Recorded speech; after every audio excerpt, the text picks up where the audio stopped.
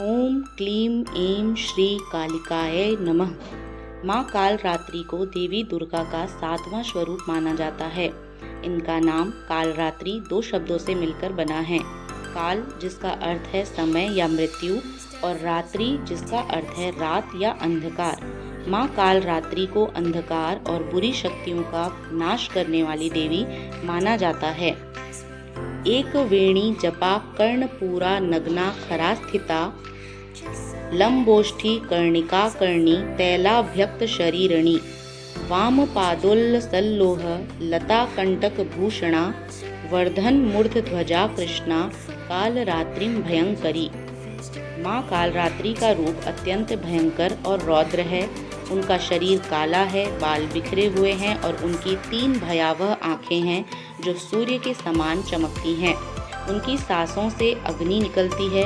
वे गधे पर सवार होती हैं और उनके 4 हाथ होते हैं। एक हाथ में तलवार, दूसरे में लोहे का कांटा, तीसरा हाथ अभय मुद्रा में और चौथा वरद मुद्रा में होता है। पौराणिक कथाओं के अनुसार जब असुरों का आतंक बढ़ गया और वे स्वर्ग तथा पृथ्वी दोनों लोकों में उत्पात मचाने लगे, तब देवी दुर्गा ने माँ कालरात्रि का रूप धारण किया। कहा जाता है कि रक्त बीज नामक एक महाशक्तिशाली राक्षस था जिसे वरदान प्राप्त था कि यदि उसका रक्त धरती पर गिरेगा तो उससे और अधिक रक्त बीज उत्पन्न हो जाएंगे।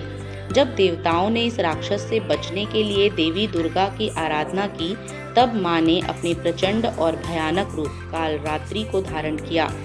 जब माँ कालरात्रि ने युद्ध भूमि में प्रवेश किया तो उन्होंने असुरों का संहार करना प्रारंभ कर दिया। जब उन्होंने रक्त बीज को मारा तो उसके रक्त की एक भी बूंद भूमि पर गिरने नहीं दी।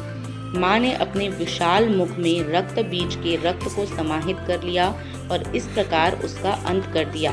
इसके बाद उन्होंने अनेक अन्य दैत्यों का भी संहार किया। माँ कालरात्रि की कृपा आप पर बनी रहे। धन्यवाद।